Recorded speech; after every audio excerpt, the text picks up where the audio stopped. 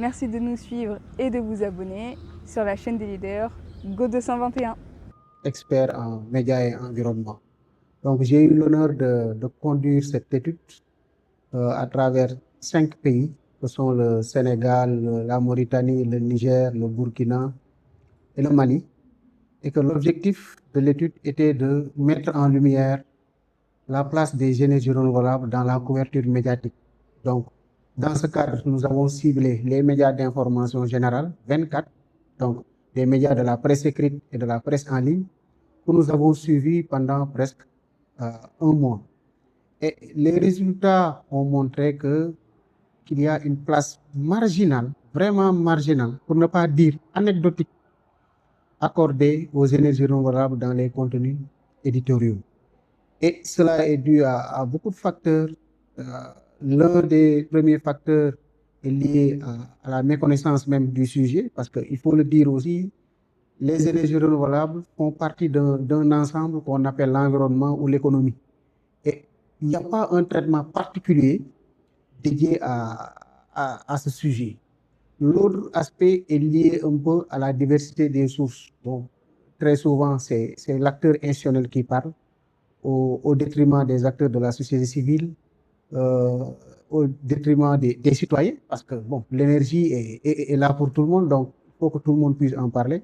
Mais les journalistes donnent plus la parole aux acteurs institutionnels. Je veux dire des ministres, par exemple, des gouverneurs, des préfets, qui viennent le plus souvent présider des cérémonies, donc des activités. Et maintenant, sur le plan professionnel, au sens journalistique du terme, les journalistes utilisent beaucoup plus le compte-rendu, qui est un genre journalistique, mais mineur par rapport au reportage, à l'enquête, au dossier, au magazine, au portrait, etc. Donc, c'est ça qu'on appelle les genres mineurs, de même que l'interview. Donc, et c'est normal parce que quand vous passez du temps à couvrir des activités organisées par les autres, naturellement, vous en faites des comptes rendus. Donc, il n'y a pas d'initiative propre prise par les journalistes allant dans le sens, par exemple, d'aller sur le terrain, multiplier les missions, faire des dossiers, des enquêtes, aller dans les zones où, par exemple, il y a des centrales solaires, il y a des projets de construction de barrages hydroélectriques, et même d'interroger en exploitant des données parfois la production électrique nationale. Quelle est la part des énergies renouvelables? Quelle est la part des énergies fossiles? Mais ça, à partir de Dakar même, on peut le faire.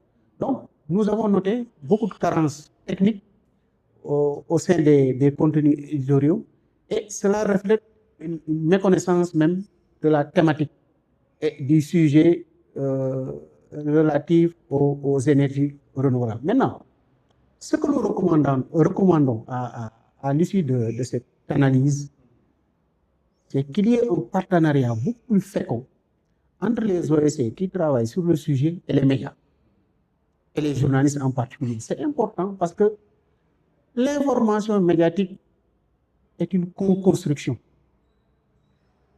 de journalistes et d'acteurs institutionnels ou de la société civile. Le journaliste seul ne fabrique pas l'information. Il va vers d'autres personnes, ce qu'on appelle les sources.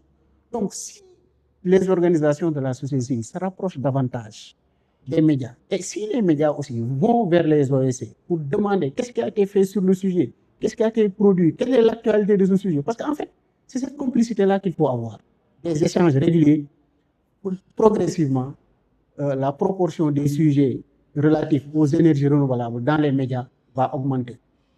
Il y a aussi ce besoin de formation qu'il faut faire pour les journalistes, mais il y a aussi un autre niveau, c'est la régulation. Le régulateur sénégalais ne s'intéresse pas souvent aux sujets marginalisés dans les contenus médiatiques. Alors qu'en France ou ailleurs, l'ARCOM, qui s'occupe de la régulation des médias audiovisuels et numériques, produit un rapport annuel sur le traitement de la transition énergétique d'une façon globale dans les médias, et renseigne même sur les activités qu'elle a eu à mener avec les médias, et encourage même les médias à s'intéresser davantage à ce sujet. Je prends un instrument, je pense que quelqu'un en a parlé tout à l'heure, je ne l'ai pas mis dans les recommandations. Au Sénégal, il y a ce qu'on appelle l'aide à la presse. Mais l'aide à la presse, au lieu d'en faire un instrument politique, on pouvait la conditionner à la prise en compte des thématiques importantes comme l'environnement, comme les énergies renouvelables, comme les femmes, des sujets d'intérêt social réel, mais marginalisés par les médias. C'est-à-dire, on va dire aux médias, oui, vous êtes un média, vous avez droit à l'aide. Mais si vous travaillez de façon particulière sur telle thématique, par exemple, vous avez des bonus. Mais ça, c'est des instruments, des leviers sur lesquels les acteurs doivent travailler. Et voilà, c'est des défis pour tout le monde. Mais sur le contexte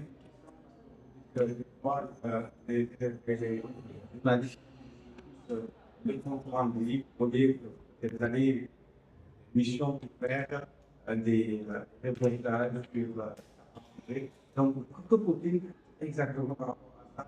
Et puis, quel message il est également pour lancer avec des remarques, c'est quoi exactement? Bon, en fait, quand on parle du focus mis sur les comptes rendus, c'est lié un peu à la qualité technique du traitement de l'information. Mais c'est lié aussi aux moyens. Parce que les médias préfèrent rester à Dakar, couvrir des ateliers, des séminaires, des conférences, que de donner l'argent à un reporter en lui demandant d'aller, par exemple, à Saint-Louis. C'est la raison pour laquelle aussi, on a fait une recommandation adressée aux organisations, surtout de la société civile qui travaillent sur la question, de multiplier les subventions, les appuis aux médias, d'encourager la création de consortiums et d'encourager les journalistes qui sont intéressés par le sujet. Il y a des initiatives, de bonnes initiatives qui existent déjà. Donc, il y a ACI qui fait ça, Terangala fait ça. Bon, je peux citer une dizaine d'organisations qui font ça. Mais il faut consolider cette approche et maintenant nouer un partenariat. Moi, je ne dirais même pas de partenariat. Moi, je parlerai de complicité. Parce qu'un sujet social, malgré son intérêt, s'il n'est pas traité par les médias, devient inexistant dans l'espace public. Donc, au Sénégal, en 2000, on ne parlait pas de corruption, on ne parlait pas de bonne gouvernance, on ne parlait ni foncier, ni immigration. C'est des acteurs de la société civile qui ont porté ce sujet-là dans le débat public. Et je pense que pour les énergies renouvelables, les acteurs de la société civile pourraient faire la même chose. Aussi que la société en général puisse prendre en compte ces questions-là et pouvoir parler de ces éléments-là au niveau du débat public et essayer d'améliorer la transition énergétique du Sénégal et dans nos communautés. Je vous remercie. Les grands défis pour cet atelier, c'était juste d'abord de recueillir les avis des journalistes, des différents acteurs pour voir comment est-ce qu'on peut traiter cette information, comment est-ce qu'on peut faire que cette information sur le traitement de l'énergie renouvelable soit prise en compte dans les rédactions, que leur ligne éditoriale ne soit pas simplement déviée dans d'autres faits ou bien dans les faits politiques, mais plutôt qu'ils soient aussi centrés sur des activités, sur des éléments, sur des domaines qui touchent aussi le grand public. Les énergies renouvelables, c'est quelque chose de très important. C'est aussi trouver des solutions ensemble, faire de la formation, le renforcement des capacités, c'est une chose, de mobiliser des ressources pour pouvoir faire des enquêtes, des reportages, des grandes enquêtes sur ces questions-là, mais aussi susciter l'engouement des jeunes journalistes, des jeunes étudiants en journalisme pour qu'ils puissent traiter ces questions dans leur mémoire de recherche. D'abord, pour arriver à ce stade, nous, en tant qu'institut de formation, nous avons apporté notre expertise, nous avons une capacité à faire des modules de formation dans plusieurs domaines. Nous avons eu des modèles de fellowship, c'est-à-dire des programmes de formation, de renforcement de capacités, avec du mentorat pour des journalismes et ensuite qui aboutit à une production, que ce soit en presse écrite, que ce soit en radio ou bien en télévision. Nous accompagnons les journalistes, nous les formons, nous renforçons leur capacité, nous leur donnons la thématique, les aspects techniques dont ils ont besoin pour bien traiter ces questions. Parce que l'étude l'a révélé, la plupart des comptes rendus, la plupart des productions qui sont faites dans le secteur des énergies renouvelables, c'est des comptes rendus qui n'ont peut-être pas le fond nécessaire, la recherche nécessaire pour apporter une argumentation avec des données chiffrées. On a vu des carences en termes de data journalisme, de journalisme de données, et c'est des choses sur lesquelles nous nous formons et nous pouvons apporter notre expertise par rapport à cela. Et la presse en ligne? Oui, que ce soit la presse en ligne, la presse écrite, le mobile journalism, qui sont des éléments qui sont très en vogue ou bien qui sont utilisés aussi dans l'espace public médiatique. Donc, c'est des choses à laquelle on forme. Donc, on forme dans les métiers de l'Internet pour permettre aux apprenants, ou permettre aussi aux journalistes de pouvoir maîtriser ces outils et de pouvoir les utiliser pour traiter des questions d'intérêt public. Vous me rappelez le nom? C'est Dr Omar Ndiaye, je suis directeur des études à l'EJICAM.